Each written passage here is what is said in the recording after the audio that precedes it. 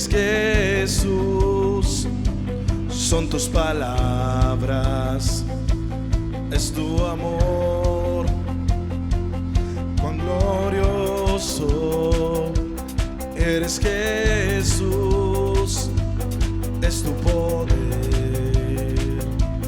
fue tu cruz la que me salvó,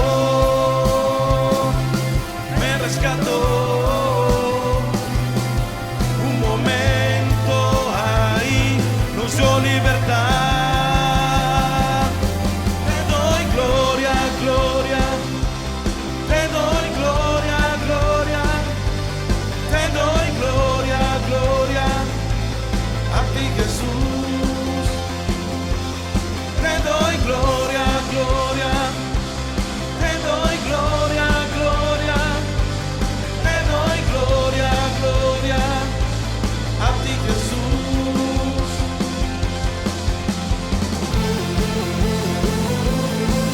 Oh sí, Señor, en esta mañana declaramos, Dios de los cielos, Señor, que tú eres el único digno de toda la gloria. Cuán hermoso eres Jesús, son tus palabras, es tu amor, cuán glorioso eres Jesús, es tu poder, fue tu cruz la que me salvó, me rescató. Un momento ahí nos dio libertad. Te doy gloria, gloria, te doy gloria, gloria, te doy gloria, gloria, dilo, a ti, Jesús. Te doy gloria, gloria, te doy gloria, gloria, te doy gloria, gloria a ti, Jesús. Con una corona de espinos te hiciste rey por siempre. Con una corona de espinos te hiciste rey por siempre. Con una corona de espinos te hiciste rey por siempre. Con una corona de espinos te hiciste rey por siempre.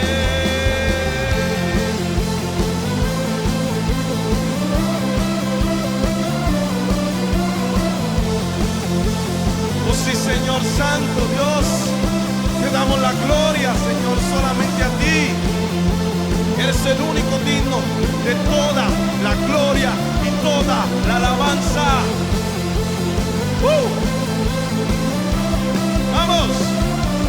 Te doy gloria, gloria, te doy gloria, gloria, te doy gloria, gloria a ti, Jesús. Te doy gloria, gloria, te doy gloria, gloria, te doy gloria, gloria a ti, Jesús.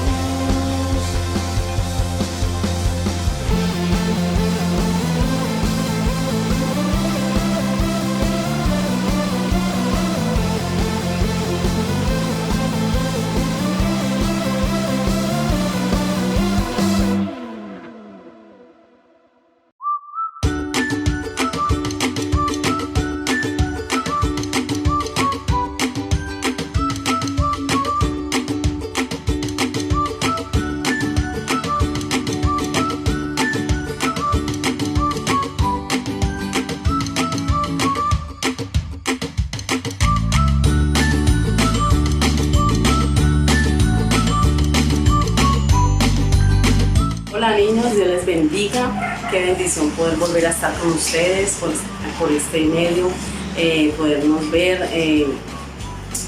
Quiero que se dispongan, vamos a cerrar los ojitos, vamos a darle gracias a Papito Dios. Papito Dios, te doy muchas gracias por este tiempo tan precioso. Gracias, Señor, por tus misericordias. que son nuevas cada mañana, Señor. Gracias por el tiempo tan precioso, Señor, que vamos a estar. Te pido que tú seas, Espíritu Santo, llenando a esos niños de tu presencia, que puedan aprender, Señor, la lección de hoy. Te alabamos y te bendecimos, Señor, en este tiempo. Queremos, Señor, llevar la familia, Señor, cada niño, Señor, en tu presencia, que seas tú derramando de tu gracia sobre cada uno de ellos. En el nombre de Jesús, amén. Cantemos juntos. Oh, oh, oh, oh.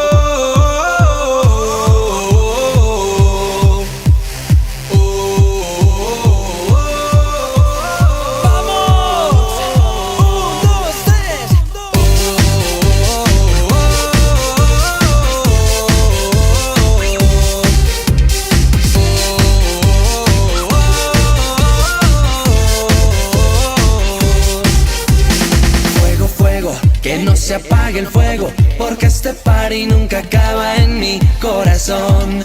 Fuego, fuego, que no se apague el fuego, porque este party nunca acaba en mi corazón.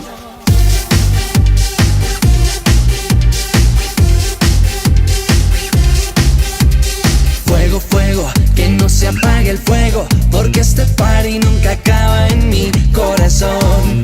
Fuego, fuego, que no se apague el fuego, porque este party nunca acaba en mi corazón. Jesús, Jesús, porque este party nunca acaba en mi corazón. Jesús, Jesús, porque este party nunca acaba en mi corazón.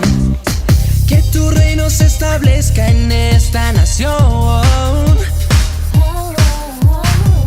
Que tu fuego no se apague en mi corazón. Porque hemos decidido adorarte solo a ti. Porque hemos decidido amarte más, mucho más. Fuego, fuego, que no se apague el fuego, porque este party nunca acaba en mi corazón. Fuego, fuego, que no se apague el fuego, porque este party nunca acaba en mi corazón. Jesús, Jesús, porque este party nunca acaba en mi corazón. Jesús, Jesús, porque este party nunca acaba en mi corazón. ¿Listos para el paso del fuego?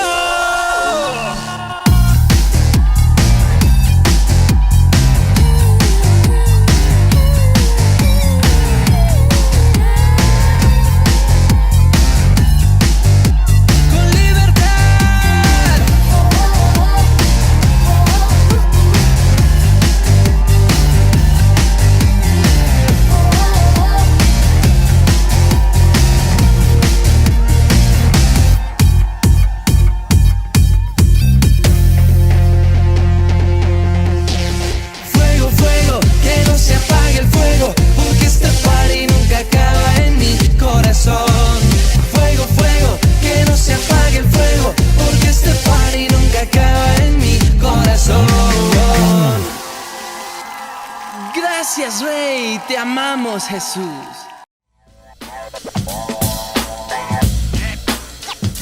En el pueblo de Belén vivía un niño llamado David.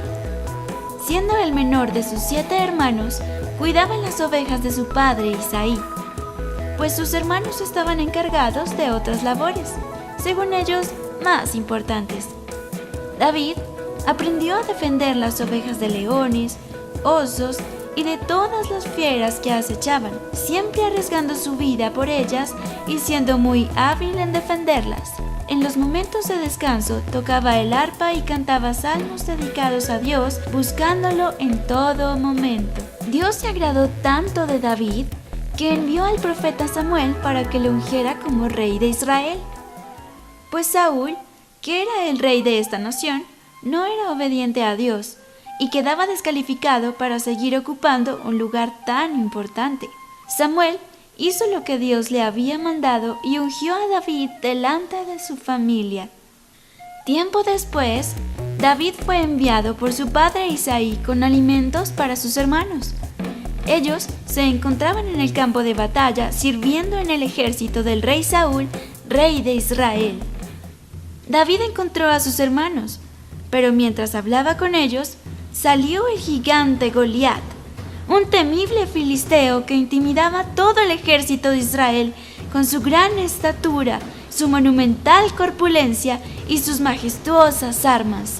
Este gigante salía todos los días al campo de batalla a retar a los israelitas a que alguien se enfrentara con él. Saúl y todo su ejército se atemorizaban cada vez más.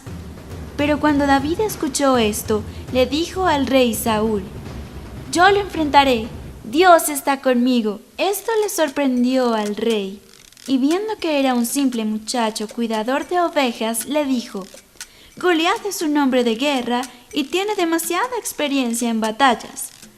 Tú no podrías contra él». A lo que David, con mucha firmeza y convicción, respondió: «Yo cuido del rebaño de mi padre. Cuando un león o un oso viene y se lleva a una oveja del rebaño, yo lo persigo y libro la oveja derrotando sea al oso o al león. Si este siervo de su majestad ha matado leones y osos, lo mismo puede hacer con este filisteo pagano, porque está desafiando al ejército del Dios viviente. El Señor, que me libró de las garras del león y del oso, también me librará del poder de este filisteo». Con mucha confianza, David se preparó, tomando su honda y 5 piedras lisas del río. Llegó entonces a la línea de batalla, en la cual ya estaba el gigante Goliat. Él comenzó a burlarse de David, porque era solo un muchacho, pero David no se dejó intimidar y con seguridad y convicción le dijo a Goliat: «Tú vienes a mí con espada, lanza y jabalina, pero yo vengo a ti en el nombre del Señor Todopoderoso, el Dios de los ejércitos de Israel, a quien has desafiado. Hoy mismo el Señor te entregará en mis manos y yo te derrotaré». Sin vacilar, David hizo girar su honda con una piedra y la lanzó con gran velocidad, tanto que se incrustó en la frente del gigante. Y como era tan grande, cayó e hizo un gran ruido. «¡David derrotó al gigante!», exclamaban todos mientras celebraban. David había librado a Israel de sus enemigos. De esta manera, Dios comenzó a cumplir su plan y a engrandecer a David delante de todos. Bueno, ya alabamos a Papito Dios. Qué alegría poder saber de que tenemos un Dios grande y poderoso, que al que tenemos, damos honor y honra.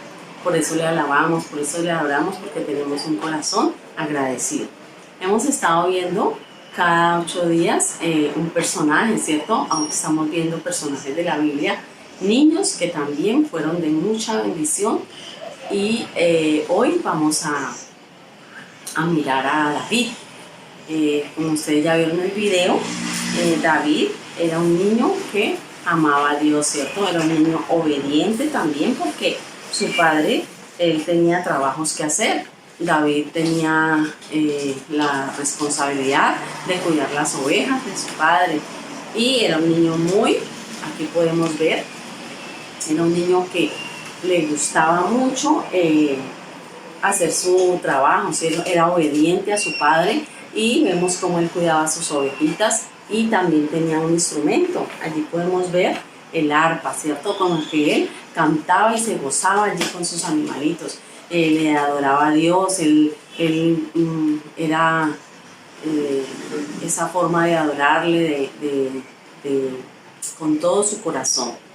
Vemos también otra fase de David, que fue cuando el rey Samuel, Dios le dice que vaya y lo unja, porque hay uno de los hijos, ellos eran 8, miren, aquí están sus hermanos, y David era el menor de sus hermanos. Y vemos como David, allí Dios lo escoge para que sea ungido por el profeta Samuel.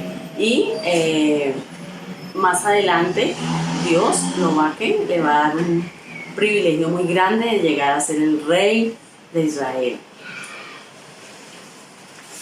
También podemos mirar a David como un guerrero. Era un guerrero, era fuerte. Cuando estaba con sus ovejitas, él cogía los osos y él defendía sus ovejas y cogía y era muy fuerte. Él cogía sus animales grandes, fuera un león o un oso que fuera a tirarle a coger sus ovejitas, él los cogía y con su mano dice que los golpeaba tan fuerte que los tumbaba y los mataba. Y también vemos aquí que está peleando contra el gigante Goliat. Era muy valiente este niño y era un niño. Y las palabras, vamos a leer de la palabra de Dios aquí en Primera de Samuel. Esas palabras que le dice al filisteo, dijo luego el filisteo en el 45, en Primera de Samuel 17, 45.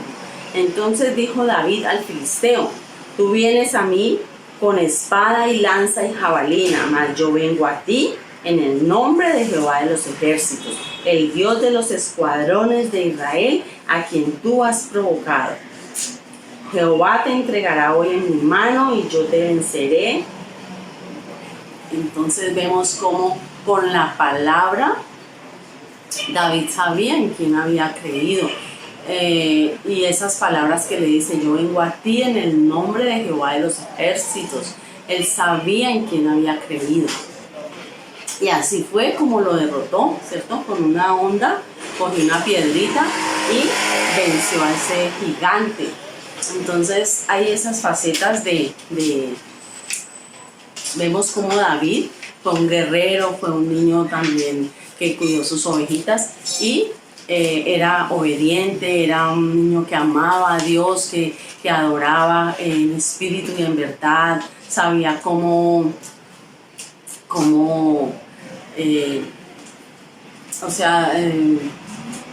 apasionado, era muy apasionado. Entonces estas cualidades también ustedes como niños deben de tenerlas, ¿cierto? Niños obedientes a sus padres, obedientes a lo que Dios les dice. Y miren, a pesar de que era un niño y que hacía estas cosas pequeñas, luego Dios lo fue llevando a cosas más grandes.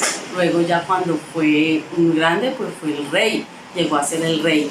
Entonces como niños también sabemos que podemos empezar con cosas pequeñas, siendo obedientes, adorando a Dios en espíritu y en verdad, siendo unos niños apasionados por Jesús, y en la medida que ustedes se dispongan, pues van a llegar a ser niños con unos talentos y con muchos tienen llamado, ¿no?, de pastores, para estar en la alabanza. Entonces, a pesar de que son niños, ustedes tienen esos dones, esos talentos, y en la medida en que ustedes se dispongan, pues Dios los va llevando a un nivel más alto. Que le gusta la música, empezar a tocar un instrumento, aprender a tocarlo. Más adelante, pues ya va a llegar a estar en una orquesta y a llegar a ser un líder de alabanza. Lo mismo con otras funciones, los niños que les gusta cantar, que les gusta predicar, niños que pueden llegar a ser grandes líderes, grandes misioneros. Entonces, en todas esas áreas podemos nosotros como niños desde ya no es que yo estoy niño y que yo no puedo hacer nada y que le voy a servir a papito Dios. Pero aquí tenemos el ejemplo de David, que fue un guerrero valiente y proclamando la palabra de Dios siempre, sabiendo que Dios estaba con él. Entonces eso es lo más bonito y eso es lo que quería que ustedes recordaran, ya viendo este pequeño video de cómo David, todas las facetas en que pasó de niño, de estar cuidando sus ovejitas, a hacer cosas mayores. Entonces esa es la gran enseñanza de hoy. Y ahorita vamos a ver el versículo. Dios les bendiga, Dios les guarde, y seguimos con estos videos, viéndola cada 8 días. cómo un niño de la Biblia llega a hacer cosas tan grandes. ¡Por fin lo hemos encontrado! ¡Eh!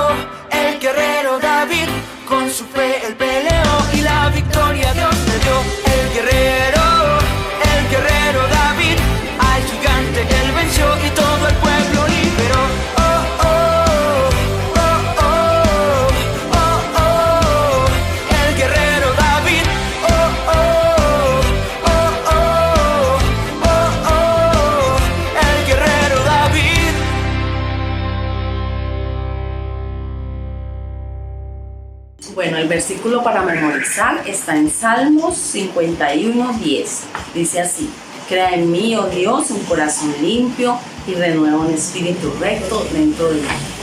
Salmos 51:10. Dios les bendiga, niños. Seguimos cada 8 días con un nuevo personaje. Dios les bendiga.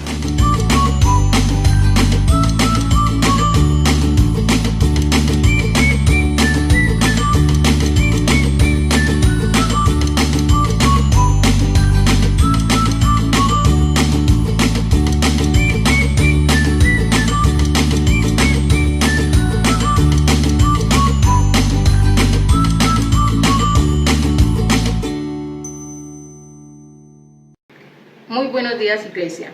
El Señor continúe bendiciéndoles. El día de hoy quiero invitarles a que abran su Biblia en el Salmo 73 y leamos juntos. Dice así la palabra del Señor: el destino de los malos. Ciertamente es bueno Dios para con Israel, para con los limpios de corazón. En cuanto a mí, casi se deslizaron mis pies, por poco resbalaron mis pasos. Porque tuve envidia de los arrogantes, viendo la prosperidad de los impíos. Porque no tienen congojas por su muerte, pues su vigor está entero. No pasan trabajo como los otros mortales, ni son azotados como los demás hombres. Por tanto, la soberbia los corona, se cubren de vestido de violencia. Los ojos se les saltan de gordura, logran con creces los antojos del corazón. Se mofan y hablan con maldad de hacer violencia, hablan con altanería. Ponen su boca contra el cielo y su lengua pasea la tierra. Por eso Dios hará volver a su pueblo aquí, y aguas en abundancia serán extraídas para ellos. Y dicen, ¿cómo sabe Dios? ¿Y hay conocimiento en el Altísimo? He aquí estos impíos, sin ser turbados del mundo, alcanzarán riquezas. Verdaderamente en vano he limpiado mi corazón y lavado mis manos en inocencia, pues he sido azotado todo el día y castigado todas las mañanas. Si dijere yo, hablaré como ellos, he aquí a la generación de tus hijos engañaría. Cuando pensé para saber esto, fue duro trabajo para mí, hasta que entrando en el santuario de Dios, comprendí el fin de ellos. Ciertamente los ha puesto en deslizaderos, en asolamientos los harás caer. Cómo han sido asolados de repente, perecieron, se consumieron de terrones. Como sueño del que despierta, así, Señor, cuando despertares, menospreciarás su apariencia. Se llenó de amargura mi alma, y en mi corazón sentía punzadas. Tan torpe era yo que no entendía. Era como una bestia delante de ti. Con todo, yo siempre estuve contigo, me tomaste de la mano derecha. Me has guiado según tu consejo, y después me recibirás en gloria. ¿A quién tengo yo en los cielos sino a ti? Y fuera de ti nada deseo en la tierra. Mi carne y mi corazón desfallecen, mas la roca de mi corazón y mi porción es Dios para siempre. Porque he aquí los que se alejan de ti perecerán. Tú destruirás a todo aquel que de ti se aparta. Pero en cuanto a mí, el acercarme a Dios es el bien. He puesto en Jehová el Señor mi esperanza para contar todas tus obras. Iglesia, quiero dejarles el salmo, este versículo que me ha llamado bastante la atención. Espero que cada uno de ustedes tenga en esta porción un versículo que pueda usted apegarse a él y tomarlo para su vida. Para mí el versículo 25 que dice, ¿a quién tengo yo en los cielos sino a ti? Y fuera de ti nada deseo en la tierra. Ese es el deseo de mi corazón, saber, tener la confianza de que tenemos a Dios y que sin Él no somos nada y que con Él lo tenemos todo. El Señor les bendiga.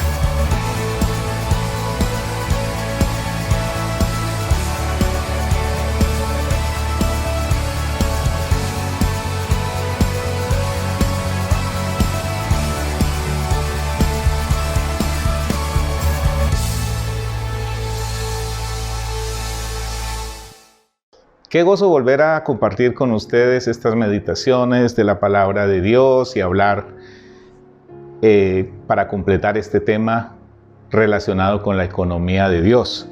Les doy la bienvenida y espero que hayamos recibido de parte de Dios consejo, orientación, instrucción y también que esto nos haya permitido ir tomando decisiones, ajustes en la relación de nuestra vida económica en esta transición en que estamos, pues todos los humanos, toda la sociedad. Hemos dicho acerca de la economía de Dios entonces que para Dios es un principio que Él puede ponernos en momentos, en experiencias de escasez o también llevarnos a experiencias de abundancia.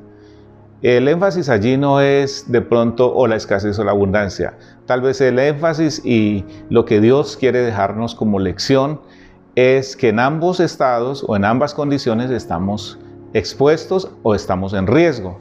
Podemos estar en un periodo o en una etapa de escasez y allí entonces criticar, murmurar, no creer en Dios, blasfemar contra Dios, alejarnos de Dios, permitir que la incredulidad se apodere de nosotros, el pesimismo, y eso nos lleve a un alejamiento de Dios. Por el otro lado estamos también con la condición de la persona que tiene abundancia, que Dios le permite hacer o acumular mucha abundancia de bienes, y esta persona bien caiga en el error de decir o de creer que eso lo ha conseguido por sus propias fuerzas. Entonces, Deuteronomio capítulo 8, todo el capítulo lo que nos hace es mostrarnos esas dos etapas en que Dios puso al pueblo de Israel, y en ambas les llamó la atención a decirles: ustedes están en riesgo en ambas. De hecho, en la escasez el pueblo de Dios no resistió, y recordamos entonces que toda una generación se perdió. Hubo que esperar hasta que una nueva generación se levantara, 40 años, para que entonces Dios cumpliera su pacto, su promesa con esa nueva generación. También dijimos que hay un desafío para nosotros en estos tiempos, y hablamos de el puñado de arroz y del banquero de los pobres, que son iniciativas que se han dado en unos ambientes de bastante escasez, en ambientes bastante deprimidos, con personas muy necesitadas, y que Dios ha levantado personas con creatividad, con iniciativa, con arraigo, también con fuerza, de tal manera que estas personas han generado iniciativas, han movilizado personas, y de esa manera han generado recursos, en el caso del banquero de los pobres, para el bienestar de miles de personas en la India, y en el caso del puñado de arroz, una iglesia que hace misiones como casi que la principal, aún por encima de Estados Unidos, que es muy reconocido por las misiones. De eso hemos hablado también. Y en la meditación anterior hablamos entonces de 3 elementos que tienen que ver con el poder que Dios nos da para hacer la riqueza, porque dijimos entonces que Dios no da la riqueza, Dios da el poder para hacer la riqueza. Y entonces esos 3 elementos son los recursos naturales que Dios ha provisto y que están allí en la naturaleza, en el medio ambiente, y que son provistos por Dios. En realidad el hombre no ha hecho mucha cosa con ellos, tal vez transformarlos, apropiarse de ellos a través de la ciencia, del conocimiento y de toda esta clase de innovaciones, hacer transformaciones o utilizarlos para bien, también para mal. Pero ese es una primera oportunidad que Dios nos da, recursos naturales. 2, nos ha dado el trabajo, la energía humana, la capacidad de trabajar. Y entonces Dios nos obliga, o nos manda mejor, a trabajar. Y Él se compromete a bendecir el trabajo, la diligencia, la fuerza que nosotros le pongamos. Este es un principio que hemos creído que se dio después de la caída del hombre, pero en realidad el trabajo desde el comienzo estaba. En la meditación que hacía con la iglesia, les decía: imagínense ese trabajo que tiene Adán. Dios le da la orden, el mandato de que Él sea quien le dé nombre a los animales. Y la Biblia dice que los nombres que Adán le dio, esos son sus nombres. Así que el hombre trabaja desde el comienzo, y esa es una bendición, un elemento de los que conforman el poder para hacer la riqueza. Y el tercero, las herramientas, el martillo, el hacha, el serrucho y todas aquellas herramientas tecnológicas que hoy tenemos disponibles. Dios las ha colocado para que nosotros las utilicemos como poder para hacer la riqueza. Aquí voy a agregar uno en el camino de la meditación de hoy, pero es lo que hemos dicho entonces hasta hoy. En esta meditación quisiera presentar un poquito el concepto de riqueza. En la Biblia es rico el concepto y se presta para que nosotros tomemos partes, tomemos versículos o textos aislados y los apliquemos de determinada manera, tanto para decir que la riqueza no es buena, o como para decir que la riqueza es indispensable, para decir que Dios no quiere que seamos pobres, o que el otro caso, que en realidad lo que Jesús espera es que nosotros seamos pobres. Hay todas las posibilidades de meternos allí. Yo no quiero ubicarme en ninguno de los dos lados, simplemente quisiera decir que Deuteronomio dice que Dios da poder para hacer riqueza. Pero entonces, cuando hablamos de riqueza, ¿de qué estamos hablando? Bueno, voy a repetir otra vez Deuteronomio 8, 17 y 18, que dice: y digas en tu corazón, mi poder y la fuerza de mi mano me ha traído esta riqueza. Si no, acuérdate de Jehová tu Dios, porque Él te da el poder para hacer las riquezas, a fin de confirmar su pacto que juró a tus padres, como en este día. Entonces, a diferencia del Antiguo Testamento, que a menudo interpreta la riqueza como bendición de Dios Eso está en Génesis capítulo 12, cuando Dios le dice a Abraham, te bendeciré y serás bendición. Ya venimos al Nuevo Testamento y en las bienaventuranzas nosotros no encontramos que Jesús diga, benditos ustedes los ricos, curiosamente. ¿Por qué? Es la pregunta. ¿Por qué no aparece? Porque Jesús no sigue ese hilo que viene en el Antiguo Testamento. Eso se debe, en gran parte, explica uno de los maestros de la palabra, Juan Stam, dice que se debe al cambio del sistema económico en uno y otros casos. Por ejemplo, en la historia de Israel, la riqueza consistía en ganado, oro, plata, ropa fina y buena tierra. Tenemos, por ejemplo, lo que dice Deuteronomio 8, 7 a 10, que dice así, porque Jehová tu Dios te introduce en la buena tierra, tierra de arroyos, de aguas, de fuentes, de manantiales que brotan en vegas y montes, tierra de trigo y cebada, de vides, higueras y granados, tierra de olivos, de aceite y de miel, tierra en la cual no comerás el pan con escasez, ni te faltará nada en ella, tierra en cuyas piedras son hierro y de cuyos montes sacarás bronce, y comerás y te saciarás y bendecirás a Jehová tu Dios por la buena tierra que te habrá dado. Es muy importante que en este momento tengamos o hagamos una diferencia entre riqueza y dinero, porque la mayoría de las veces cuando hablamos de riqueza, a nuestra mente inmediatamente se viene el pensamiento del dinero.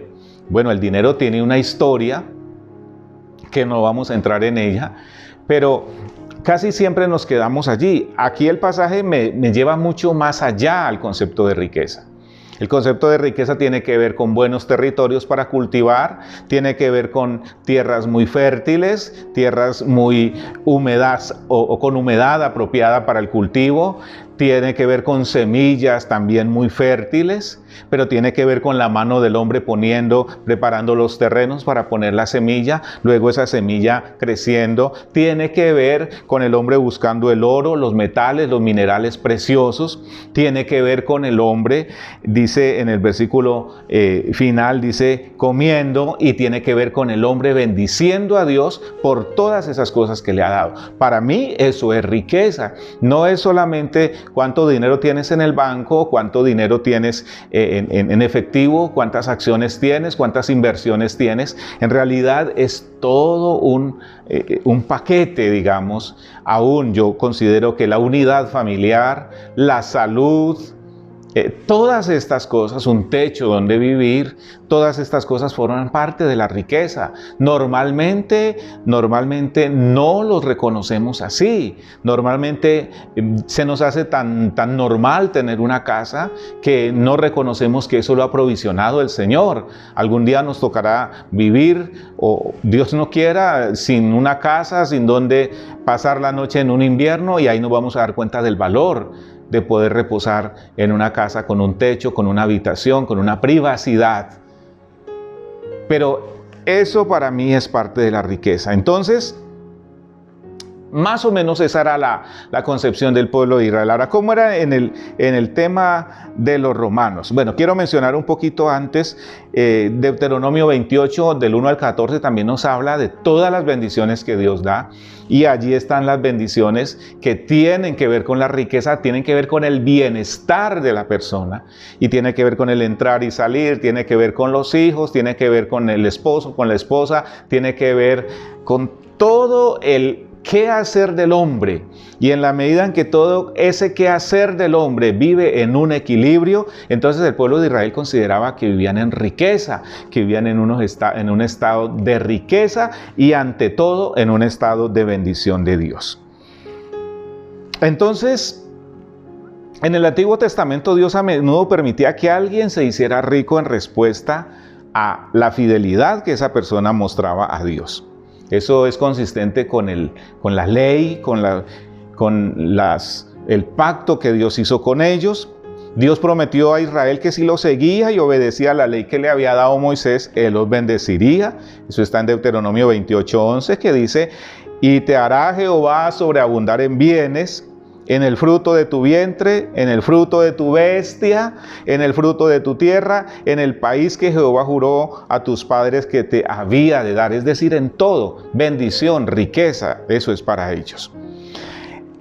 Entonces, en ese momento, el pueblo de Israel, ¿cómo hacía sus transacciones y sus negocios? Bueno, eran a través del trueque, intercambiando bienes de distintas naturaleza, oro, plata, por alimentos, provisiones para alimentar las ciudades, las casas.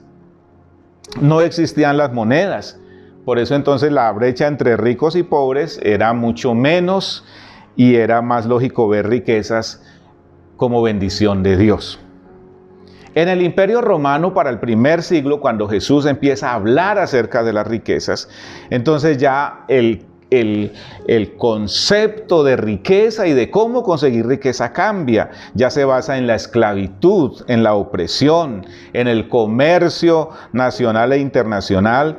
Y entonces allí empieza a aparecer la gran brecha entre ricos y pobres. Allí ahorita sí, entonces ser rico, eso es una gran cosa y es otra cosa. Ya sí, allí empieza a marcarse definitivamente una distancia, una brecha grandísima entre ricos y pobres. El mensaje de Jesús sobre las riquezas predomina fuertemente el énfasis en los peligros de poseerlas. Ya el hombre se ha dedicado, se ha obsesionado por las riquezas. Entonces Jesús habla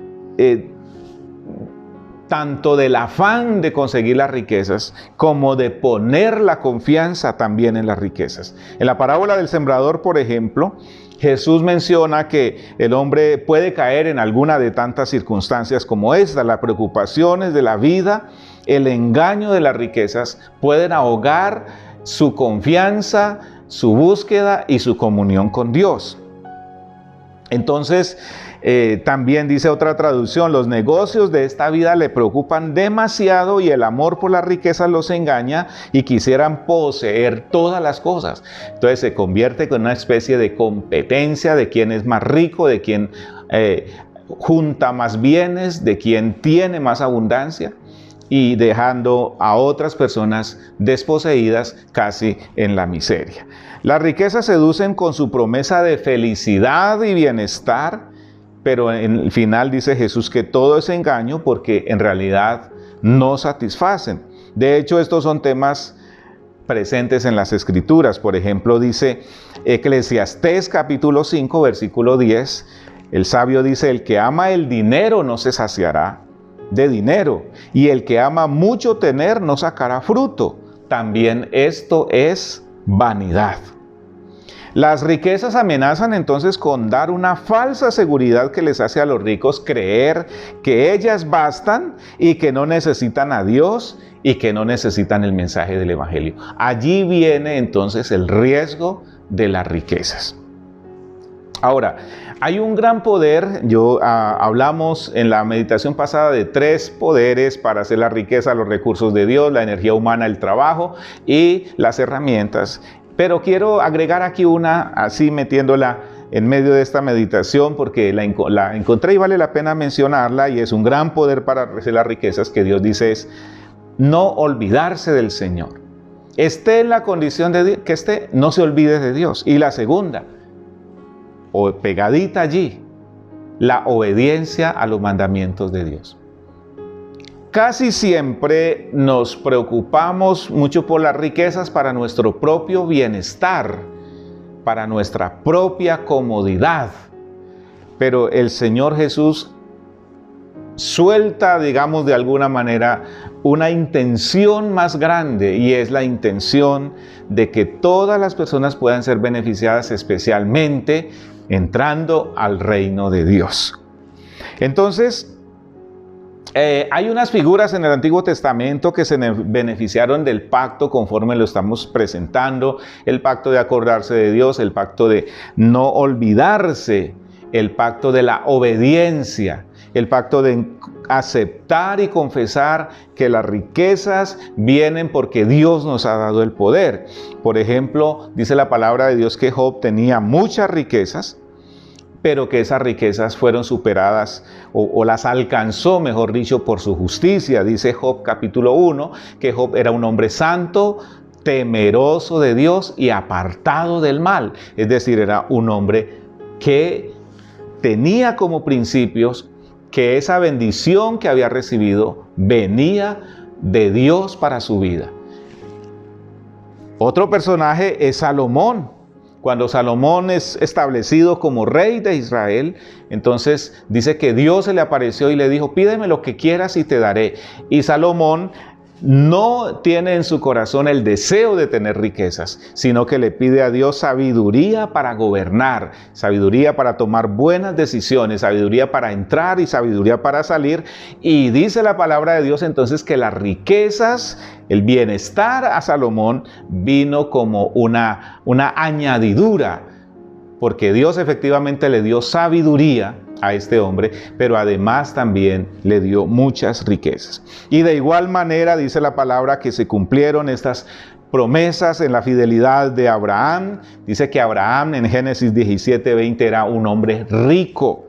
José, a pesar de la crisis que tuvo que pasar, esclavo o tomado como rehén por sus hermanos, luego vendido como esclavo, recibido en Egipto como esclavo, de allí el Señor lo levanta y José recibe la bendición de la riqueza de parte de Dios, que lo colocan en un lugar no solamente de riqueza, sino de bendecir a otros con esas riquezas. Y también Josafat, la palabra de Dios dice en 2 de Crónicas 17:5 que Josafat llegó a tener muchas riquezas, y entre esas por los botines que lograba conseguir en las batallas que Dios ganaba por él. Entonces, volviéndonos un poquito a Mateo, estoy combinando antiguo, nuevo, volviéndonos a Mateo, en Mateo capítulo 6, Jesús dice que la vida es mucho más que acumular riquezas. Es decir, por encima de las riquezas deben haber unas prioridades más altas.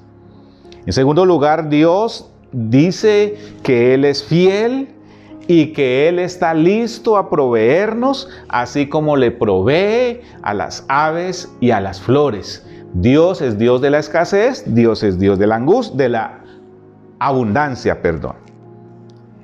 También Mateo 6 nos dice que la ansiedad por lo temporal o por las riquezas revela una falta de fe en nosotros.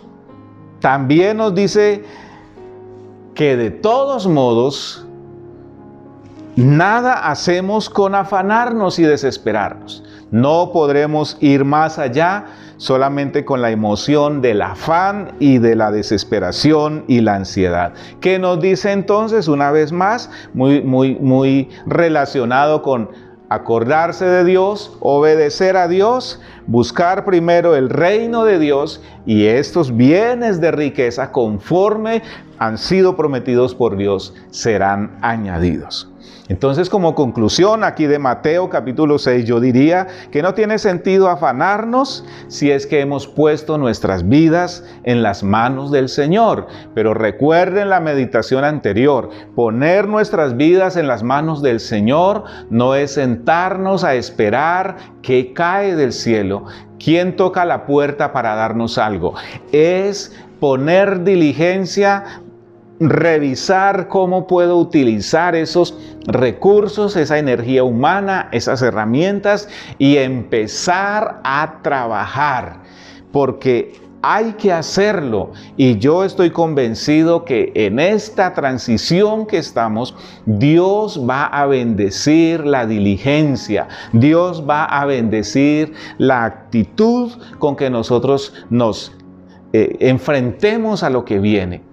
De pronto las amenazas, va a haber mucha escasez, la economía va a caer, el desempleo va a aumentar, las tasas de interés en las entidades financieras van a aumentar, qué sé yo.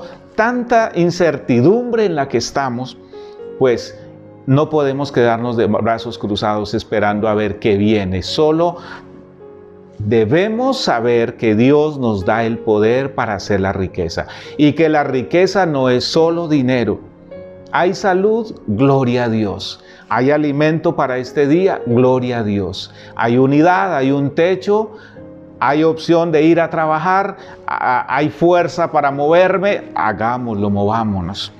La Biblia no condena ni alienta la riqueza. No trata la pobreza ni la prosperidad como una virtud. Simplemente lo menciona como una bendición de Dios. Entonces, los cristianos no deben confiar en su riqueza, sino que los cristianos deben confiar en la provisión de Dios. Y quiero terminar esta meditación con Proverbios 13:23, porque aquí hay un llamado a la acción. Estoy seguro, estamos poniendo bases, poniendo iniciativas también como iglesia para empezar a apoyar iniciativas que tengan nuestros hermanos. Yo les aseguro que en el transcurso de este año van a salir iniciativas para apoyar, para bendecir a nuestros hermanos. ¿Cómo van a ser las iniciativas? Capacitación, orientación, asesoría. Tenemos personas que yo sé que tienen la disposición para apoyar a otros. Vamos a sembrar ofrendas para generar un fondo que nos ayude a apoyar hermanos que están pasando por necesidad, pero no para suplir la necesidad de una semana. En realidad es para suplir la necesidad de un negocio, de una iniciativa creativa que el Señor ponga en su corazón y nosotros vamos a ayudarla. El versículo con el que cierro esta meditación en esta mañana es Proverbios 13:23, que dice: en el barbecho de los pobres hay mucho pan, mas se pierde por falta de juicio. Voy a repetirlo: en el barbecho de los pobres hay mucho pan, mas se pierde por falta de juicio.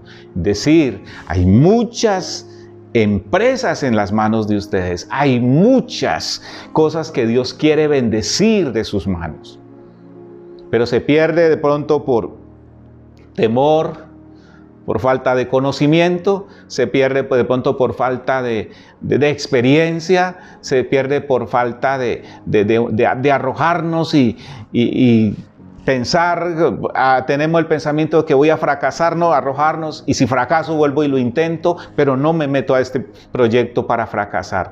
Además, si Dios va a estar con nosotros, yo sé que esto es posible. Acompáñenme a orar por esta iniciativa, mis queridos hermanos. Precioso Señor, es cierto que estamos pasando por un momento de crisis, y esto afecta, Señor, a las personas, a las familias, a la iglesia y también a la sociedad.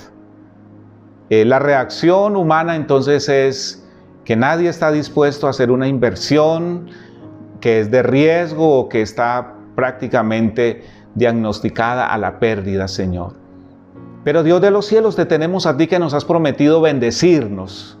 Bendecirnos en el salir, en el entrar, bendecirnos en la ciudad, en el campo, bendecirnos en nuestra casa, bendecir a nuestros hijos. Entonces, Señor, yo te pido en el nombre de Jesús que como iglesia también nos ayudes para prepararnos, para unirnos, para dar apoyo, para, Señor, tener confianza en que tú vas a bendecir a mis hermanos que van a tomar iniciativas para crear empresas, Señor, para generar proyectos que le generen ingresos. Señor, coloca a las personas apropiadas para este proyecto. Señor, también dale la sabiduría necesaria para que este proyecto no se quede como un solo deseo o como un solo sueño. Ayúdanos, Señor, porque este tema de la economía de Dios, lo que queremos es que termine siendo o inspirándonos a acciones, porque tu palabra nos da preciosas promesas,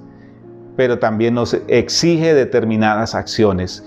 Entonces, Padre, en tus manos encomendamos esta palabra, estas iniciativas, la vida de mis hermanos, la vida de la iglesia, la vida de Colombia, porque yo sé que tú tienes planes muy bonitos para nuestra nación. Te glorifico y te bendigo en el nombre de Jesús.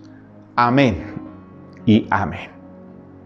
Demuéstrale a Dios que para ti Él es lo más importante. Dale de lo que tienes y de todo lo que ganes. Así no te faltará ni comida ni bebida. Proverbios 3:9. Qué hermosa esta promesa y que se haga una realidad en nuestra vida, ¿verdad?